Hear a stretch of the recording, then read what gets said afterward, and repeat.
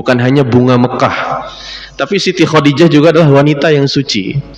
Jadi wanita Siti Khadijah itu kan sebenarnya sebelum Rasulullah itu punya suami ada 2 kali ya. Jadi menikah lalu suaminya meninggal, menikah lagi suaminya meninggal lagi, baru menikah dengan Rasulullah SAW. Ya, dan itu dengan cara yang terbaik. Jadi saat itu pernikahan itu banyak sekali ya.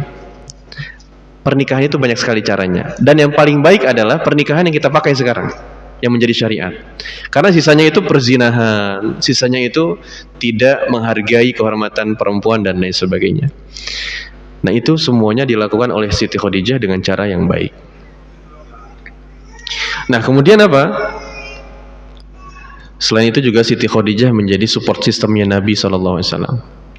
Nabi SAW itu berlipat kekayaannya itu ketika menikah dengan Sayyidah Khadijah. Dan lihatlah Sayyidah Khadijah ya, kan bisa saja ya, kalau sekarang hari ini Pak, kalau suami punya penghasilan, istri punya penghasilan ya, ternyata penghasilan istri lebih banyak, artinya apa? Dia mampu membiayai dirinya sendiri kan, gitu ya. Nah, ketika ada kondisi seperti itu, atau dalam Islam berarti ada bahasan misalnya bab tidak sekufu ya. Sekufu itu ya bisa dikatakan juga setara atau setipe dan lain sebagainya, sefrekuensi. Ya, tapi kemudian ketika ada yang tadi istrinya punya penghasilan sendiri, udah bisa biayain sendiri. Artinya sebenarnya kalau tanpa nafkah dari suami pun dia bisa. Nah, ini nggak ada komunikasi yang baik, apa yang terjadi? Ya, apa yang terjadi? Wibawa suami bisa turun. Ya, bahkan ada kesenjangan nanti di situ. Ya, istri punya gaya hidupnya sendiri dan lain sebagainya. Tapi lihat Siti Khadijah. Ya, dia tahu dia punya aset yang sangat banyak. Sedangkan Rasulullah ini masih baru merintis gitu ya. Meskipun juga sudah punya penghasilan yang banyak. Ya, buktinya apa? Maharnya itu berapa? Nah, berapa onta? Rizky, berapa Ki? Hah? Masih ingat? Maharnya itu diantaranya 200 onta ya. Dan itu kalau dikali aja itu sekarang harga onta berapa. Tapi saat itu ontanya onta terbaik gitu ya, bukan onta ecek-ecek gitu ya. Onta yang dirawat ya, memang kemudian dikhususkan untuk menjadi aset. Nah, kemudian apa yang terjadi? Ketika setelah menikah, Sayyidah Khadijah memberikan semua asetnya kepada Rasulullah, dan kemudian menjadikan Rasulullah itu kalau Khadijah butuh untuk kebutuhan hidup maka dapatnya dari Rasulullah Shallallahu Alaihi Wasallam. Ya, jadi inilah kemudian membuat qawam, posisi suami menjadi pemimpin itu juga tidak tergoyahkan. Ya, dari sisi itu aja bisa berpengaruh soalnya. Nah, itu cara Khadijah. Ya, meskipun sekarang bisa saja ya masih sama-sama berkarir gitu ya, tapi perlu ada komunikasi agar bagaimana kemudian ya istri itu masih punya hubungan dengan suaminya dengan baik. Ya, maka harus ada komunikasi yang baik. Nah, ini kemudian kita bisa juga ambil pelajaran ya, inspirasi bahwa lelaki yang bibit bebetnya benar, bobotnya benar, dia tidak akan memilih wanita sembarangan. Karena yang dilihat adalah nilai, bukan gaya hidupnya. Maka hai wanita, para jomblo fisabilillah, masih ada yang jomblo? Yang jomblo fisabilillah, mohon jaga diri.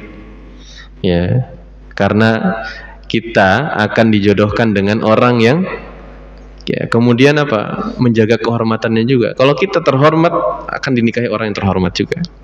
Kalau kita menjaga diri, akan dinikahi juga oleh orang yang menjaga diri. Gitu.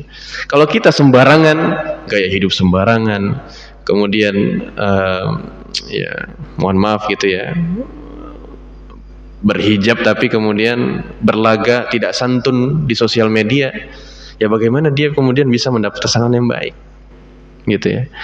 Nah, maka dari itu ini penting bagi kita ya untuk menjaga itu.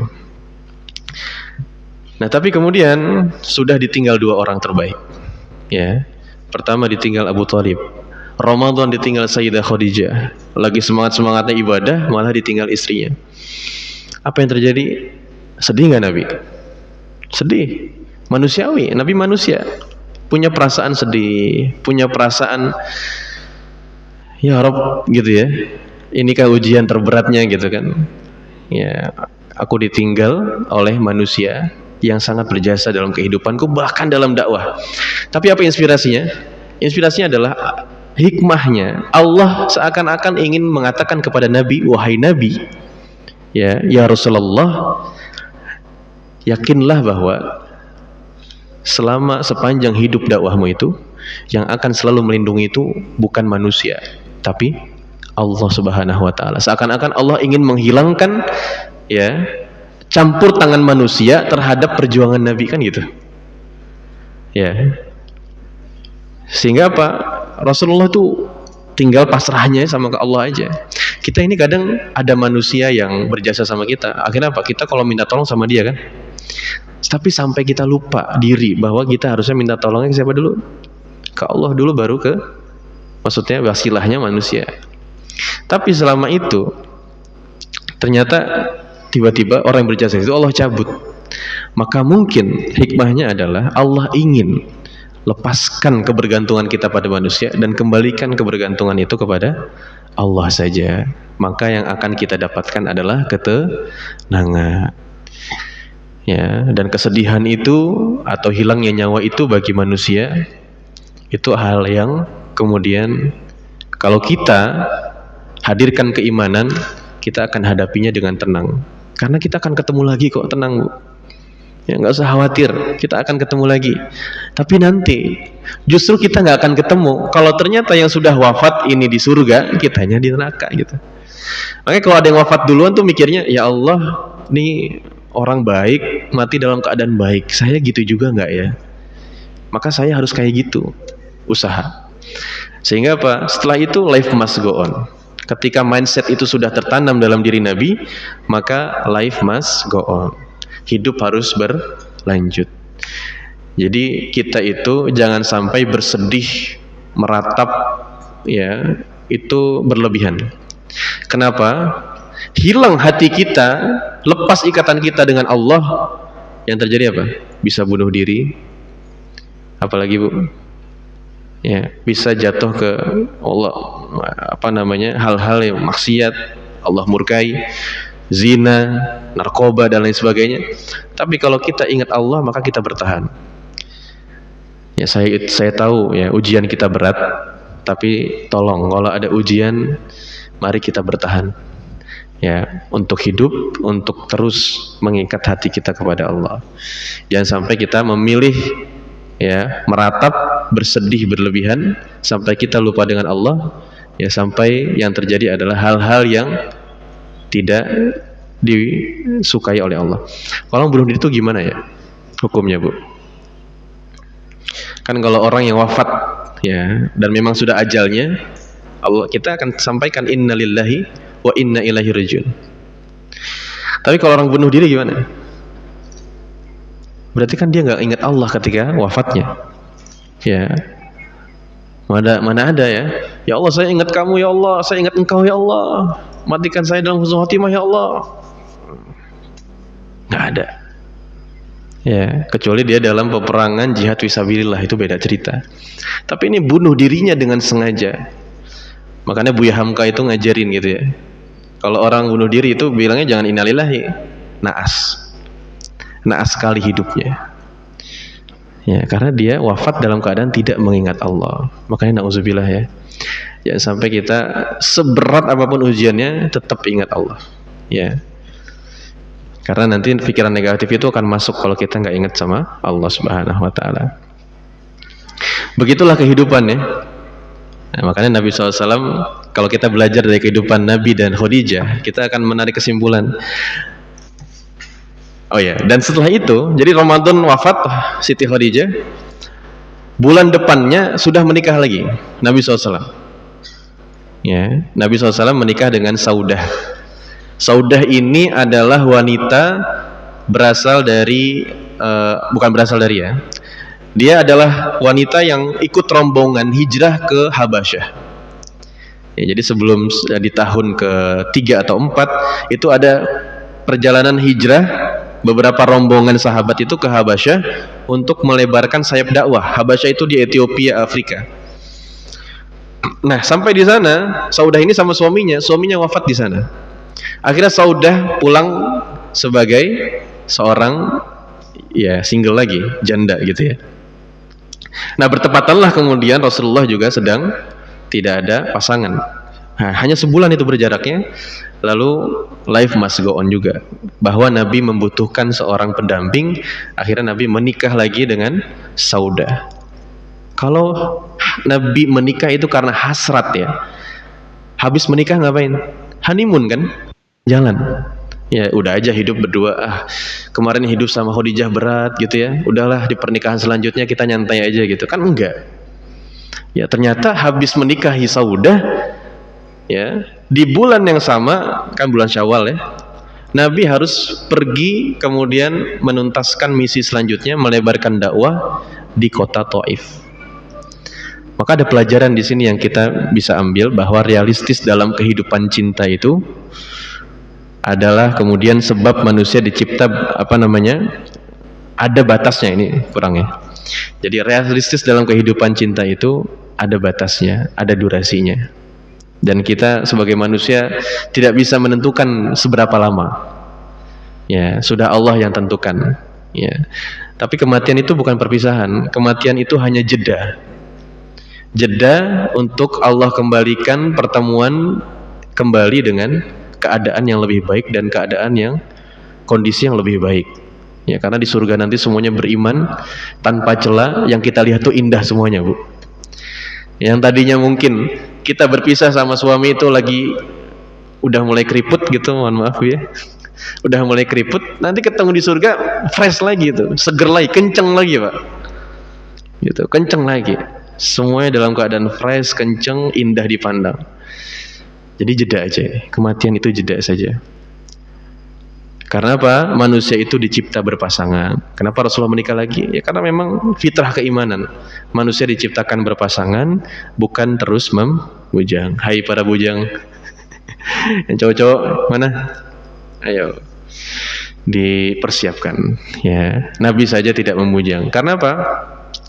Ada seorang sahabat yang kemudian minta sama Nabi, wahai Nabi, ya demi untuk loyalitas kami beriman kepada engkau dan Allah dan engkau gitu ya, maka kami ingin puasa setiap hari, qiyam tanpa henti sepanjang malam, dan kami ingin tidak menikah sampai akhir hayat, biar kami fokus beribadah. Tapi Nabi jawab ya dengan apa yang sudah Nabi jalankan, aku pun tidak sholat malam sepanjang malam. Mungkin ada beberapa kali gitu ya, di Ramadan khususnya, tapi setiap harinya aku juga butuh tidur. Aku pun tidur, aku pun istirahat. Selepas Isya, kalau nggak ada kegiatan apapun, Nabi tidur. Kalau nggak ada kegiatan yang berurusan dengan umat, Nabi tidur. Nah, kalau kita kan masih ada list tontonan yang belum ditonton ya. Nah, Nabi kalau nggak ada kegiatan keumatan, tidur. Sehingga apa? Bisa bangunnya tengah malam, bukan sepertiga malam, itu kita. Tapi Nabi bangunnya tengah malam, lalu mengerjakan qiyamul lail. Nabi pun tidur. Kalau kemudian kamu ingin puasa terus menerus, Nabi pun ada waktunya berbuka. Bahkan Nabi saja puasanya Senin dan Kamis, lalu dalam sebulan itu ada 3 hari ayyamul bid. Ya, tapi kalau kamu mau lebih baik lagi, kamu bisa puasa Daud, sehari berbuka, sehari berpuasa. Maksudnya dalam sehari ada puasanya, dalam sehari kamu nggak puasa. Itu namanya puasa Nabi Daud. Ya, jangan puasa setiap hari. Kemudian selanjutnya yang terakhir, aku pun menikah, bujang gitu ya. Maka jangan selamanya membujang. Para ulama yang disebut ulama al-uzzab, jadi ada ya satu buku, nama bukunya Ulama Jomblo Fisabilillah. Uzzab nama bahasa Arab, dalam bahasa Arab ya. Itu sampai akhir hayatnya ternyata tidak menikah. Siapa saja contohnya? Ada Imam Nawawi, ada Ibnu Taimiyah.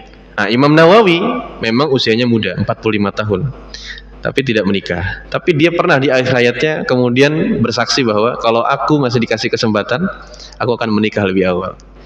Ya, jangan tanya Imam Nawawi, dia sudah hatam fikih nikah, fikih berkeluarga, fikih hukum berkeluarga, sudah selesai. Tapi kecintaannya kepada ilmu membuat dia sampai lupa prioritas menikah. Jadi menikah itu bukan prioritas dia saat itu ya, tapi terus menuntut ilmu, terus mengajarkan ilmu, terus berkarya. Itu prioritas Imam Nawawi sampai lupa. Nah kalau sekarang prioritas kita apa? Gitu ya. Nabi saja menikah, ya insya Allah semoga Allah berikan jodoh yang terbaik ya. Nah ini kehidupan Nabi SAW dengan Saudah selanjutnya, dan akan dilanjutkan kepada misi Taif yang sangat mendebarkan kita. Baik, selama masih ada waktu ya. Kita singkat dalam 8 menit lah ya untuk misi Taif. Nah, ini penting saya sampaikan, apalagi mungkin di antara kita ada yang sudah ke Taif, melihat langsung bagaimana perjalanan dari Mekah ke Taif. Mekah ke Taif itu berapa kilo, Pak? Masih ada yang ingat? Kalau yang sudah 2 jam. Kilonya itu kurang lebih 70 sampai 100 ya. Saya lupa. 70 sampai 100. Dan Nabi jalan. Ya. Itu dari mana ke mana tuh? Dari sini ke Cikampek 100 ada ya? Karawang jalan. Ada yang sudah nyoba? Bolak-balik jalan kaki untuk berdakwah. Jadi kalau kita lihat ya, ada fase di mana Nabi itu memerintahkan sahabat untuk pergi ke daerah lain dan berdakwah, disampaikan Islam di sana. Tapi Nabi sudah jamin di sana itu masyarakatnya baik-baik, di sana itu rajanya adil, maka Nabi nggak mau melukai sahabat yang dikirim. Tapi ada masanya, kalau ternyata daerahnya belum tentu baik, belum tentu nanti responnya kayak gimana ketika Islam datang, itu Nabi nggak mau ngutus sahabat, tapi apa? Ngutus dirinya sendiri. Itulah cinta Nabi SAW ya, sudah dimulai kepada sahabatnya.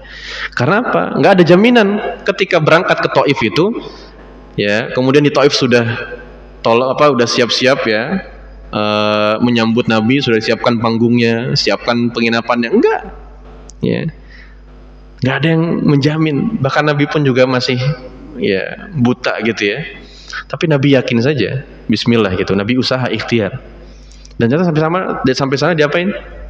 Diusir, dilempari gitu kan. Nah jadi yang luka siapa? Nabi SAW. Jadi cuma 2 orang saat itu yang berangkat, Nabi Muhammad SAW dan sahabatnya Zaid bin Harithah, asistennya. Berangkat di bulan Syawal sepanjang 100 kilo. Ya kalau sekarang sudah ada jalan tol, jalan raya dan lain sebagainya. Ya dulu ya begitu. Ya, batu-batu vulkanik, ya gurun, panas dan lain sebagainya. Ya kemarin saja mungkin ada yang merasakan panas 45, 46 gimana panasnya. Ya Bu ya. Tanpa atap. Ya langsung. Pohon ada tapi ya tetap aja panasnya kan langsung gitu ya. Nah bayangkan di zaman itu lebih panas lagi rasanya, bahkan belum banyak bangunan ber-AC dan lain sebagainya. Jadi angin panas, pakai kipas angin panas juga ya, mau masuk ke ruangan panas juga, bayangin. Nah, Nabi SAW kemudian jalan sampai di sana, itu belum langsung masuk ke kota ya. Jadi ada sebelum ke kota itu Nabi menghampiri ada 3 anak dari tokoh di sana. Nah 3 anak ini ya kemudian berdiplomasi dengan Nabi SAW. Jadi pintu gitu ya. Kalau dia lolos, Nabi bisa masuk berdakwah. Tapi kalau nggak lolos, udah. Ya, sepertinya mereka ini akan merencanakan sesuatu untuk mengusir Nabi SAW. Nah, jadi anak ini adalah anak dari beberapa tokoh di sana, yang kemudian ya ada di antaranya namanya Abu Yalail. Abu Yalail ya. Kemudian ada namanya Uqbah, Mas'ud dan Hubaid. Lalu apa yang kemudian? Jadi Nabi, kalau misalnya Anda menolak saya, ya Nabi berdiplomasi ya. Kalau Anda menolak saya, paling nggak saya berikan saya izin untuk menginap beberapa hari, lalu menyampaikan Islam kepada yang lain. Ya, mungkin tetangga Anda dan lain sebagainya. Tapi kemudian 3 orang ini punya argumentasi sendiri. Yang pertama, Abdul Yalail kemudian ya, ini dia mengatakan ya, dia dari awal sudah menolak kan. Terus dia bilang, kalau betul Allah memilihmu, ya, maka saya akan robek-robek kiswah Ka'bah. Ini penghinaan ya, penghinaan kepada Nabi. Bayangin, ini belum sampai dilemparin, ini belum, ini proses ya. Dari awal sudah dihinakan, nggak disambut. Jadi kalau kamu betul pilihan Allah sebagai Nabi, maka akan saya robek nih kiswah. Itu bentuk penolakan, seakan-akan dia mengatakan nggak mungkin Allah Subhanahu Wa Taala memilih Nabi yang seperti Muhammad Sallallahu Alaihi Wasallam. Nauzubillah. Itu yang pertama. Yang kedua, anak yang kedua bilang, apa nggak ada laki-laki lain yang dikirim selain kamu gitu ya? Menghina juga kan? Nah yang ketiga ini agak diplomatis, bagus. Ya tapi tetap menghina juga. Saya nggak mau ngomong sama kamu. Ya, bilang ke Nabi SAW. Kalau kamu memang Nabi, maka perkataan kamu bahaya. Ya, bahaya itu apa? Karena kalau kamu Nabi pasti saya nggak bisa nolak. Kalau kamu benar Nabi.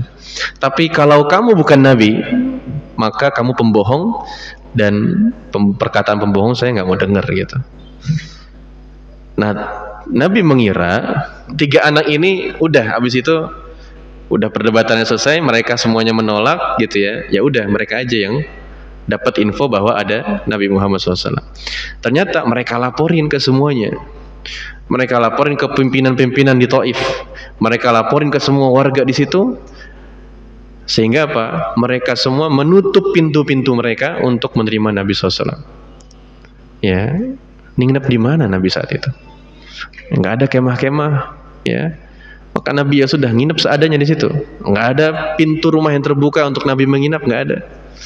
Bahkan Abu Lahab, ya, Abu Lahab itu pimpinan setelah Abu Thalib ya, yang memimpin Bani Hashim, itu datang ke sana dan menghasut jangan ada yang mendengarkan Muhammad. Pamannya sendiri. Ya, ujiannya dari keluarganya sendiri. Hari ini kita pengen punya kebaikan yang ada di keluarga kita, tapi yang melukai adalah keluarga kita sendiri. Itu Nabi SAW. Betapa sakitnya ya. Ini saya udah nggak dianggap lagi sih oleh keluarga besar gitu ya. Tapi dia punya Allah. Maka itu yang membuat Nabi SAW bertahan. Nabi SAW bertahan berapa hari? 10 hari. Sampai di hari terakhir, akhirnya kalaulah kalian tidak menerima dakwahku, izinkan saya pulang. Ya, izinkan saya pulang. Tapi ternyata mereka sudah bikin rencana. Ya, di hari itu keluarkan semua anak, keluarkan semua perempuan, keluarkan semua warga, ambil batu, ambil apapun yang bisa dilempar. Dan sedangkan jarak Nabi untuk bisa keluar dari kota, pintu kota tersebut adalah 5 kilo. 5 kilo itu dari mana ke mana? Dari sini ke mana? Kopi kita kopi itu 5 kilo tuh kayaknya, kurang lebih ya. Ke Rawabuntu, Bu. Dari sini ke Rawabuntu, ya, 5 kilo itu jauh itu ya. Ini Nabi di sini sampai ke 5 kilo itu semua udah berjejer masyarakat bawa batu, bahkan di ujungnya itu ada yang badannya besar-besar itu siap menghujam Nabi Muhammad SAW. Nabi ulangi lagi ya. Nabi udah jalan tuh, akhirnya Nabi jalan pulang karena ya Nabi berharap kalau di sini ditolak Nabi bisa berdoa, dan tentu di Mekah kan masih ada sahabat yang harus jadi tanggungan Nabi. Maka Nabi pulang mau nggak mau. Tapi ketika Nabi berjalan, mereka nggak dengar. Kalau kalian, Nabi bilang lagi gitu ya, kalau kalian tidak mau menerimaku, maka izinkan aku pulang. Tapi kemudian semuanya melempari Nabi SAW. Dan Zaid bin Harits samping Nabi. Apa yang dilakukan Zaid? Zaid lari ke kanan, batunya nggak kena Nabi, tapi tetap kena. Zaid lari ke kiri, yang kanan kena. Zaid lari ke depan, yang belakang kena. Zaid lari ke belakang, semuanya. Nabi berdarah di situ. Pelipisnya berdarah, badannya batu. Ada yang lempari dengan batu, menghina, dilempari dengan tulang unta dan lain sebagainya. Sampai jarak yang di akhir ada orang-orang yang bertubuh badan besar. Bayangin, Bu, 4 kilo jalan, lemparin batu nggak habis-habis. Gimana kondisinya itu? Ya. Udah gitu di akhirnya orang yang badannya besar-besar ini menghujam Nabi dari arah kanan. Nabi dihujam, dipukul. Lalu kemudian datang dari arah kiri, belum jatuh, dipukul lagi Nabi. Jatuh ke depan, Nabi dipukul dari arah depan. Jatuh ke belakang, Nabi dipukul dari arah belakang. Begitu juga Zaid bin Harisah. Itu terjadi berulang-ulang. Kita sampai nggak kepikir ya, gimana wajah Nabi saat itu. Ya, jika dalam mempertahankan cahaya ini, petunjuk ini untuk kita hari ini, kita bisa nikmati dengan aman, sedangkan Nabi berdarah-darah saat itu. Tapi lihat, ya, Nabi SAW adalah Nabi yang kemudian sudah Allah lapangkan dadanya. Jadi memang sebelum ke Taif, Nabi itu punya kelapangan dada. Alam nashrah laka sadrak. Bukankah telah kami lapangkan dadamu? Kita juga sama, Bu. Kalau mau lapang hatinya, melihat permasalahan yang besar, yang berat kayaknya nggak bisa kita pikul, kita minta sama Allah, ya Allah lapangkan dadaku. Dengan lapang dadanya kita jadi positif. Dengan lapang dadanya kita jadi ingat Allah. Dengan lapang dadanya kita jadi nggak bahkan berdoa keburukan untuk orang yang menzolimi kita. Dan Nabi SAW kemudian akhirnya apa? Berjalan, ya, udah keluar dari gerbang, sampai kemudian Nabi SAW berteduh di sekitaran kebun anggur. Di sini ada kebaikan Allah Subhanahu wa taala. Ini kemudian Allah berikan rahmat, ya, penyelamat berupa ada orang, ya, itu sebenarnya kebun itu. Jadi kalau ibarat kata kita di Jakarta, ya, orang Jakarta banyak yang punya villa di Bogor gitu ya, atau villa di Lembang. Nah, Taif tuh kayak gitu. Jadi orang Mekah itu punya rumah di Taif, punya kebun di Taif. Karena kalau di Mekah nanam apapun susah. Ya, tapi kalau di Taif itu subur, buah-buahan banyak. Nah, selanjutnya, ya, ketika sampai di sana, ternyata tuh kebun punya Syaibah. Syaibah ini adalah orang yang pernah menyirami Nabi SAW itu pakai jeroan lagi sholat, pas Nabi lagi sholat. Pas Nabi lagi sujud, dilempari jeroan, dilempari kotoran, ya. Lalu sambil Nabi setelah itu berdoa kepada Allah, ya Allah, laknatlah orang musyrikin, laknatlah orang-orang, sampai disebut namanya. Pertama Abu Jahal, kedua Utbah bin Rabi'ah, ketiga Uqbah, ada lagi namanya Syaibah. Dan itu ternyata Allah wafatkan di perang Badar. Ya, Allah matikan di perang Badar. 4 orang ini. Ya, meskipun kemudian Syaibah pernah nolong Nabi, ya. Jadi kebun itu punya punya Syaibah. Nabi di situ, ya, selama Nabi nggak ngapa-ngapain, kata Syaibah, ya udah biarin aja. Dia bilang ke Adas ini pembantunya. Lalu pembantunya memberikan pelepas dahaga gitu ya, segelas air untuk Nabi bisa minum. Ya, jadi tadi ya ternyata orang sekeras musyrikin pun, ya, hatinya saja masih Allah beri hidayah, ya, untuk berbuat baik. Ya, tapi apa dinyana ternyata jadi sampai akhir hayatnya memusuhi Nabi, ya, maka su'ul khotimah juga. Ketika ditawarin oleh Adas, ya, silahkan diminum. Dia nggak tahu itu Nabi, ya, yang dia tahu dia orang Mekah, seorang musafir yang datang dari Mekah gitu kan, silahkan diminum. Ketika diminum, Nabi bilang apa? Bismillahirrahmanirrahim. Dia langsung terkaget-kaget karena Adas ini adalah pemegang agama atau ajaran yang dibawa oleh Nabi Yunus. Dia datang dari kotanya Nabi Yunus, hijrah kemudian ke Taif. Nah, ketika dengar itu, ya, langsung ditanya, kamu siapa? Itu, kamu datang dari mana? Kata Adas. Ya, aku datang dari Mekah. Ya, ya, kenapa kamu bisa mengatakan demikian? Aku adalah seorang Nabi dan Rasul. Ya, kenal dari daerah mana kamu? Ya, saya lupa daerahnya. Tapi dia bilang kemudian, apa kamu kenal dengan Yunus bin Matta? Kata Nabi SAW. Ya, itu yang saya pelajari. Ya, saya belajar mengenal Sang Pencipta dari dia, dari ajaran itu, ya. Nah, lalu kemudian dia adalah saudaraku, kata Nabi Muhammad SAW. Ya, Nabi dan Rasul saudaranya Rasulullah, gitu kan. Lalu habis itu apa? Habis itu Adas ini kemudian langsung ya, beriman kepada Allah dan Rasulnya. Ya. Kenapa? Terus pas Syaibah kaget ya, Syaibah kan kaget. Wah, kamu sudah masuk Islam. Kenapa kamu masuk Islam?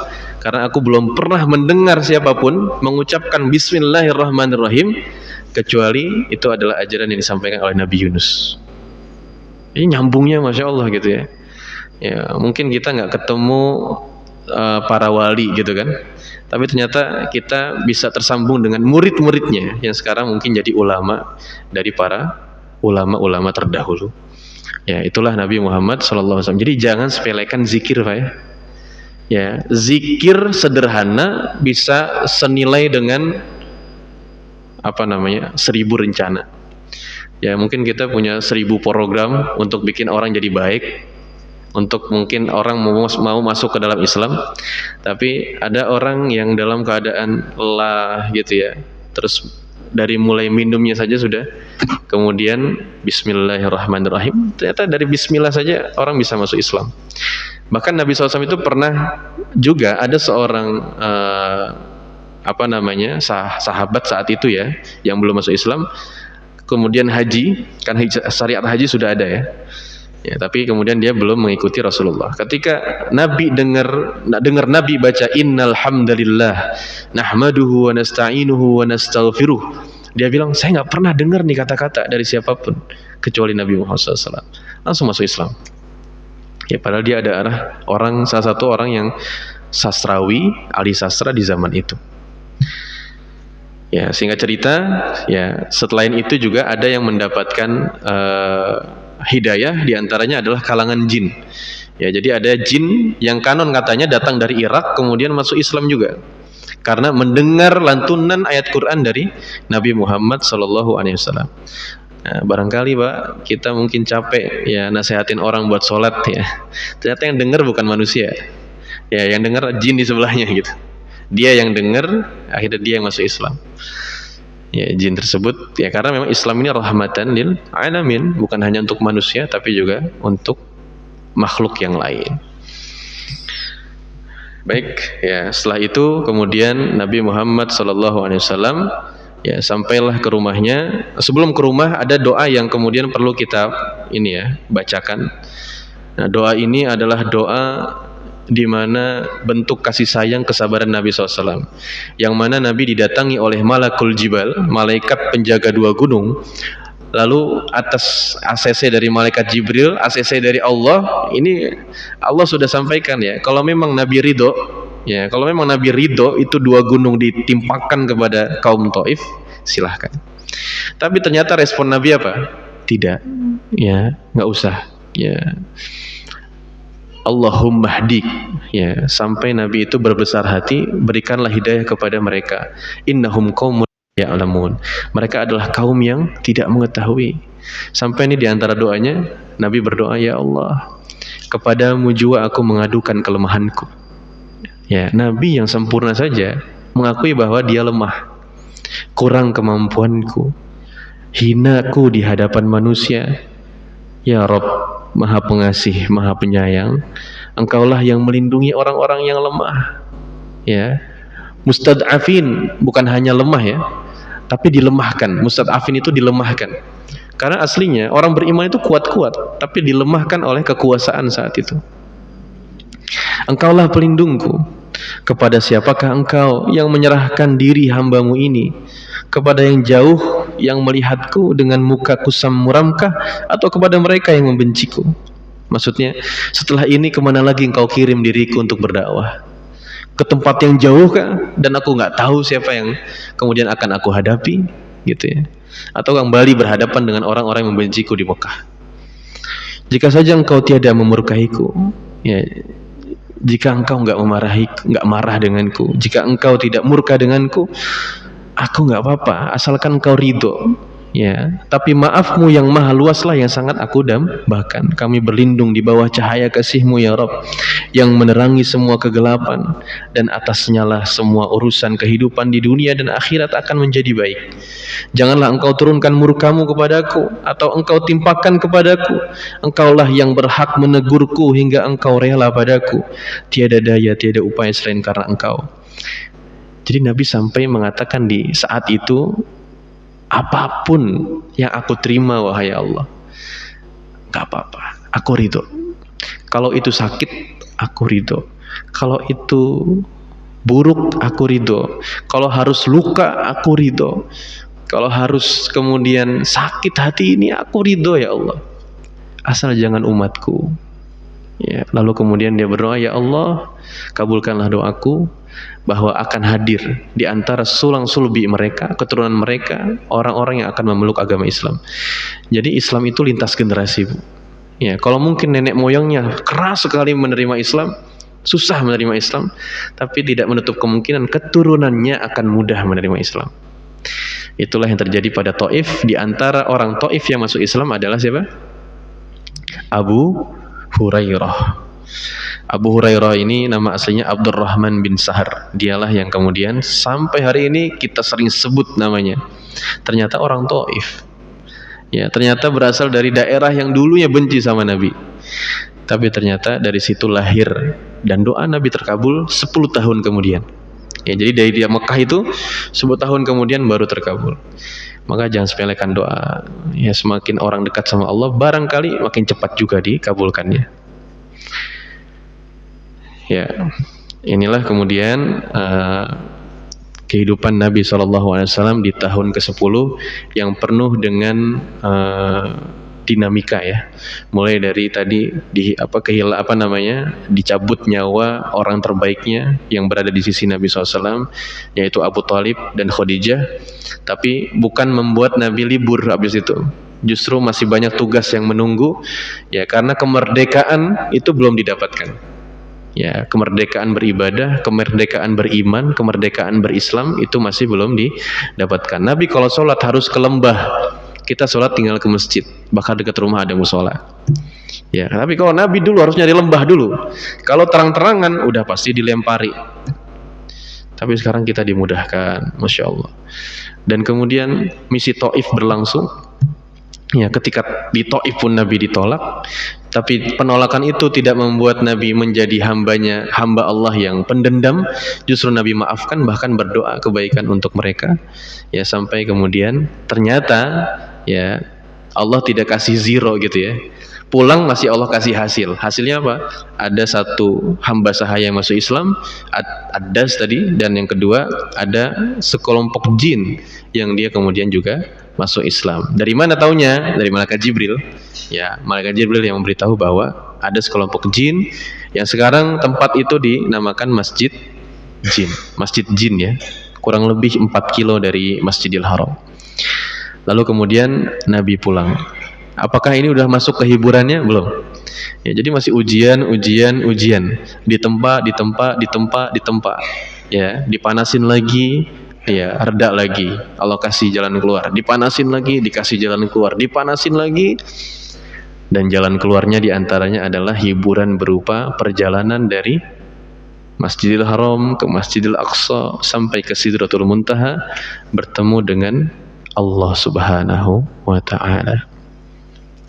Semoga banyak pelajaran yang bisa kita ambil dari pertemuan kali ini, ya, dan juga bisa menambahkan kecintaan kita kepada Nabi SAW dan pelajaran bahwa ternyata ujian kita tidak seberat Nabi, kesabaran kita masih sedikit dibanding kesabaran Nabi SAW, masih kecil, masih perlu diuji lagi, masih perlu ditempa lagi, sampai kemudian kita bisa menjadi hambanya yang bersyukur dan mustaqim, istiqomah sampai akhir hayat.